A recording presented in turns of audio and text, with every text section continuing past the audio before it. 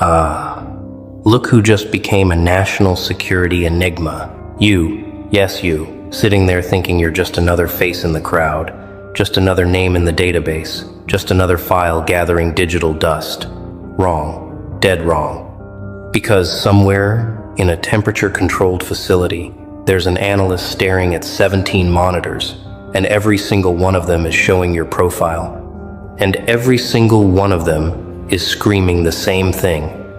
Error. Does not compute. Cannot categorize. And that analyst, they've got a migraine that won't quit, a coffee addiction that's turning lethal, and a supervisor breathing down their neck, asking one simple question they can't answer. What the hell are we looking at here? You see, they've been watching. Not for days, not for weeks, years, plural. Multiple fiscal budgets have been allocated to studying you. Entire shifts have been assigned to your case. Algorithms, specifically designed to predict human behavior, have crashed trying to process your patterns.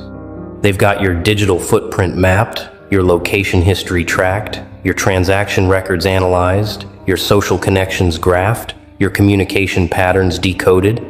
They know what you eat for breakfast, what time you sleep, which route you take to work, how long you spend in the bathroom, what makes you laugh at 2 a.m. They know things about you that you've forgotten about yourself. But here's the beautiful, chaotic, absolutely maddening truth. They don't know you, not even close, not even a little bit. Because every time they think they've got you figured out, every time they draft their profile, every time they assign you a category, a classification, a threat level, a predictability score, you do something that shatters their entire framework. You're the anomaly that keeps multiplying. The outlier that refuses to regress to any mean. The data set that makes their machine learning models throw exceptions. And it's driving them absolutely insane because their entire existence depends on one fundamental principle. Everything can be classified. Everyone fits somewhere. But you stubborn, brilliant, categorically impossible human, you don't fit anywhere, and you won't stay still long enough for them to force you into a box. Let me paint you the picture. Right now, there's a file. Your file. It's not slim. It's not neat. It's 347 pages of contradictions, paradoxes, and behavioral patterns that cancel each other out. Page 1 says you're risk-averse. Page 43 says you're a thrill seeker. Page 92 says you're socially anxious. Page 160 says you're a natural leader. Page 211 says you're predictable. Page 212 says you're chaos incarnate. And the analyst reading this, they're not nodding along. They're not taking notes. They're staring at their screen like it just insulted their mother, because nothing, absolutely nothing about you makes sense in their world. They've watched you stay silent for months and labeled you passive, then watched you speak up once and shift an entire room's energy and had to delete everything they wrote. They've watched you tolerate disrespect with a smile, categorized you as a pushover, then watched you cut someone off permanently, without warning, without drama, without explanation, and had to rewrite your entire psychological profile. They've watched you live modestly, filed you under low ambition, then watched you execute a plan so precise, so calculated, so devastatingly effective that they had to add 17 new data points to your classification system. You're not behaving like the algorithms said you would. You're not following the patterns your demographics suggest. You're not conforming to the predictions your history implies. Every model they build around you crumbles. Every prediction they make about you fails. Every time they think they understand your motivations, you do something that reveals 7 more layers they didn't even know existed. They thought you were reactive, but you've been strategic this whole time. They thought you were emotional, but you've been calculating behind that mask. They thought you were broken, but you were just reorganizing your entire operational structure in silence. And now they're sitting there with charts that don't chart, graphs that don't graph, and reports that read like fiction because the truth, the actual documented truth about you, Sounds too impossible to be real. Here's what they know for certain. You're not a threat, but you're not harmless. You're not a follower, but you're not leading anyone. You're not ambitious, but you're achieving things that require massive ambition. You're not connected, but your influence spreads like a virus through networks you're not even part of. You're not wealthy, but you operate with the confidence of someone who's never worried about money. You're not educated in traditional ways, but you speak with an authority that makes experts second-guess themselves. You're not loud, but when you talk, rooms go quiet. You're not seeking attention, but you command it without trying. See the problem? Every single statement about you needs a but. The junior analysts, the fresh ones, they keep suggesting simple explanations. Maybe they're just inconsistent. And the senior analyst, the one who's been watching you for 3 years, the one whose marriage fell apart because they couldn't stop thinking about your case, they just laugh. A tired, broken laugh. Because inconsistent people are predictable in their inconsistency. You're not inconsistent. You're selectively consistent. You're strategically unpredictable. You're chaos that occasionally cosplays as order, or maybe you're order that occasionally cosplays as chaos, and they can't tell which, because both are equally convincing. You're a performance art piece that no one can tell is performance, or just art, or neither, or both. They've tried everything: behavioral analysis, psychological profiling, pattern recognition software, predictive modeling. They've compared you to 12,000 other profiles. They've run your data through systems designed to catch terrorists, detect fraud, predict mass movements. Nothing sticks, nothing holds. You're slipping through every net they cast. They thought maybe you were trained, maybe intelligence, maybe corporate espionage, maybe foreign operative. They investigated, found nothing, because you're not trained. You're just you. And that's somehow more terrifying to them than any training could ever be.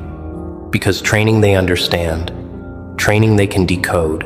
But natural, organic, unstructured unpredictability, that's the stuff that breaks their systems. Let me tell you what happened last Thursday.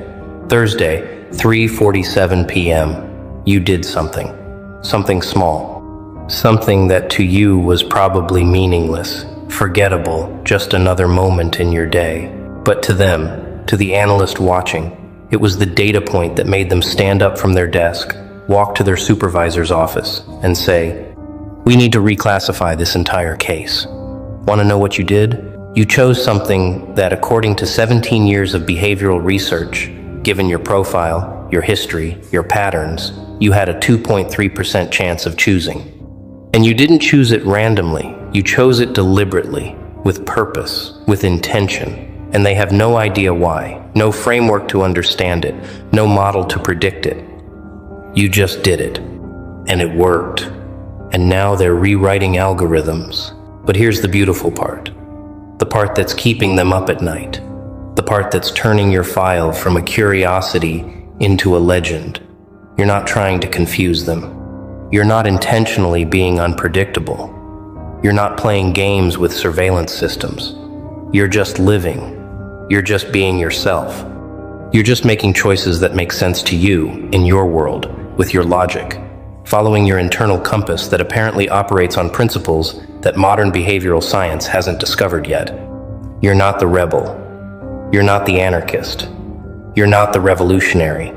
You're just someone who refuses to be simple, refuses to be easily understood, refuses to collapse into a single narrative.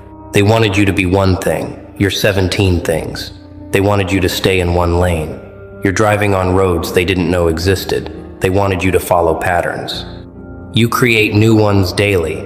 They wanted you to be predictable. You're a randomness generator wrapped in human skin. They wanted you to make sense. You're a beautiful, perfect, absolute disaster of contradictions that somehow impossibly work together. And the craziest part, you don't even know you're doing this. You're not conscious of being an anomaly. You're just making breakfast, going to work, having conversations, making choices, living life. Meanwhile, Somewhere in a government facility, an entire department is having an existential crisis because of you. Your social patterns alone have spawned 3 different theories. Theory 1. You're extremely introverted with occasional extroverted outbursts. Theory 2. You're extremely extroverted, hiding behind introversion as a defense mechanism. Theory 3. You've transcended the entire introvert-extrovert spectrum and operate on a completely different axis that psychology hasn't named yet. All 3 theories have evidence. All 3 theories have been disproven. All 3 theories are simultaneously correct and incorrect. You're a walking, talking refutation of personality typing. Myers-Briggs looks at you and has a seizure. Enneagram sees you and requests a system update. The Big Five watches you and adds a 6th dimension just for you. Your financial behavior is another masterpiece of confusion. You're frugal, except when you're not. You save aggressively, except when you spend like money's evaporating tomorrow. You budget meticulously, except your budget has line items that make no logical sense. You're financially conservative, except you take risks that would make venture capitalists sweat. You live below your means, except you invest in things that people twice your income level consider luxury. You're risk-averse with money, except you bet on yourself in ways that look insane on paper but somehow always work out. They've tried to model your financial decision-making. The model returned an error message that just said, "Good luck with that." Your relationship patterns, oh, they've given up on those entirely. You're loyal to a fault, except you'll ghost someone without warning. You're trusting, except your walls are reinforced concrete. You're open, except there are parts of you no one's ever seen. You invest deeply in people, except you can detach completely when needed. You forgive easily, except certain lines, once crossed, result in permanent exile. You're a people person, except you disappear for weeks and don't miss anyone. You need connection, except you thrive in isolation. You're emotionally available, except when you're not, and no one can tell the difference. Your relationships don't follow attachment theory. They follow some kind of custom-built framework that you invented without realizing it. And your ambitions, your goals, your life direction, that's where it gets truly beautiful.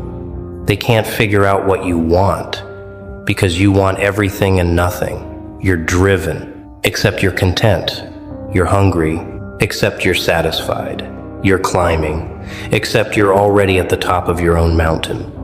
You want success, except you've redefined success in ways that don't register on traditional metrics. You're competitive, except you're only competing with yourself. You want recognition, except you actively avoid the spotlight. You want to change the world, except you're fine if no one ever knows you did it. You're ambitious, except ambition implies wanting something you don't have, and you seem to have everything you need without having anything they expect you to need. Here's what really breaks their brains, though. You're happy, not fake happy, not performing happy, actually genuinely happy, or content, or at peace, or whatever you want to call that state, where someone isn't constantly chasing, seeking, needing, wanting more. And according to everything they know about human behavior, about motivation, about drive, about the hedonic treadmill, about social comparison, about status anxiety, you shouldn't be. Not with your circumstances, not with your challenges, not with your history, not with what you've been through. You should be restless. You should be dissatisfied. You should be trying to fill some void, but you're not. You're just existing in this state of okayness that their models say is impossible given your variables. They've documented 17 separate occasions where you should have broken, where the pressure was too much, where the odds were too bad, where any reasonable person would have quit, given up, walked away, collapsed. 17 times where their predictions said, system failure imminent, and 17 times where you just kept going. Not dramatically, not heroically, just kept going, like it wasn't even hard, like you didn't even notice the mountain you were climbing. And each time, they had to add another footnote to your file. Subject continues to defy stress response predictions, which is their professional way of saying, we have no idea how this person is still functioning. Your communication style is another unsolved mystery. You're direct, except when you're cryptic. You say exactly what you mean, except your words have 7 layers of meaning. You're an open book, except no one can read the language it's written in. You overshare, except you've never revealed the important things. You're articulate, except sometimes you communicate more through silence than words. You're engaging in conversation, except half the time people leave conversations with you not sure what you actually said. You're honest, except your honesty is wrapped in metaphors that mean different things to different people. You're clear, except your clarity reveals how much depth was hiding under simple statements. And your decision-making process, the thing they watch most carefully because decisions reveal values, motivations, patterns. Your decisions are pure chaos dressed as logic. You use reason, except your reasoning includes variables they can't measure. You're analytical, except you factor in intuition like it's hard data. You weigh options carefully, except sometimes you just know and you move and it works. You're strategic, except your strategy includes elements of chance that somehow aren't chance. You plan ahead, except you're comfortable pivoting completely based on a feeling. You're systematic, except your system includes throwing out the system when it stops serving you. You follow a process, except the process is invisible to everyone but you. Let's talk about your resilience, because this is where they really lose their minds. Resilience they understand. Resilience has markers, coping mechanisms, support systems, recovery patterns.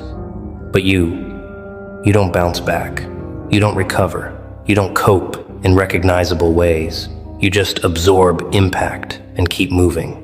Like you're made of some material that doesn't register damage the way it's supposed to. They've watched you experience loss, betrayal, failure, rejection, pain. All the things that should leave psychological markers, behavioral changes, defensive adaptations. And you came out of each experience different, yes, but not damaged, not hardened, not bitter, not defensive, just different. Like you metabolized the experience and integrated it without letting it define you. They're starting to suspect you're not playing the same game everyone else is playing, that you're operating from a completely different rule book, or no rule book, that you've somehow opted out of the systems that govern most human behavior without opting out of society itself. You're in the world, but not of it. You're participating, but not competing. You're connected, but not dependent. You're engaged, but not attached. You're present, but not imprisoned by the present. You're ambitious, but not desperate. You're successful, but not status-seeking. You're confident, but not arrogant. You're humble, but not self-deprecating. You're all these contradictions existing simultaneously without contradiction. The newest analyst on your case, fresh out of training, full of confidence and theoretical knowledge, they spent their first week reviewing your file. At the end of week 1, they submitted a preliminary report. 3 pages, clean classifications, clear predictions, confident assessments. The senior analyst, the one who's been drowning in your file for years, they didn't even read it. Just handed it back and said, revise this in 6 months, after you've watched them actually live. Week 12, that new analyst submitted a revised report, 27 pages. No classifications, only questions, predictions crossed out, assessments turned into hypotheses. Welcome to the club. Your file now has another confused contributor. But here's what they're really afraid of. What keeps the senior analysts awake? What turns your file from interesting to important? It's not that you're unpredictable. It's that you're unpredictable and functional, unpredictable and successful, unpredictable and stable, because their entire system is built on a premise. Predictability equals stability. If we can predict you, we can manage you. If we can categorize you, we can understand the risks you pose, the value you offer, the role you'll play. But you're proving that premise wrong. You're showing that someone can be completely unclassifiable and not just survive, but thrive. And if one person can do that, maybe others can too. Maybe their entire framework is broken. You're not a glitch. You're not an error. You're evidence that the system is incomplete, that human behavior is more complex, more fluid, more beautifully chaotic than their models account for. You're the data point that doesn't fit, not because you're wrong, but because the graph is too small. And they can't just dismiss you, can't just call you an outlier and move on. Because you're not failing, you're not struggling, you're not barely making it. You're actually doing well. By most measures, you're thriving. Which means you're not the exception that proves the rule. You're the exception that questions the rule. And that's dangerous to people whose careers depend on the rule being absolute. They've started calling your file the Paradox Project, internally, not officially. Officially, it's still just your name and case number. But in the break room, in the hallway conversations, in the emails they think are private, you're the paradox, the file that makes no sense, the case that breaks the pattern, the subject that defies analysis. And there's a split happening in how they view you. Half of them are frustrated, angry even, because you're making them look incompetent, making their training seem useless, making their expertise feel hollow. They want you to fit. They need you to fit. And you won't. The other half, they're fascinated, obsessed, because you're the puzzle they've been waiting for their whole careers. The problem that actually challenges them. The mystery that might actually matter. Your file has become a teaching tool. New analysts are assigned to study you as a test. Can they find the pattern everyone else missed? Can they crack the code that stumped the veterans? So far, no one has. 93 analysts have reviewed your file. 93 different conclusions. Some contradictory, some partially overlapping, none complete, none satisfying, none predictive. Your file is where confident analysts become humble, where theoretical knowledge meets practical confusion, where the system's limitations become undeniable. You're not just a case anymore. You're a career-defining challenge. And the irony, the beautiful irony, is that you have no idea any of this is happening. You're just living your life, making your weird choices, following your strange logic, being your contradictory self. You're not trying to be difficult. You're not trying to be an enigma. You're just being authentic in a world that's designed to handle performance, not authenticity. You're just being complex in systems built for simplicity. You're just being human in frameworks designed to reduce humans to variables, and that's breaking everything. Not violently, not dramatically, just quietly, persistently, undeniably breaking everything. And you're not even watching it break. You're too busy living.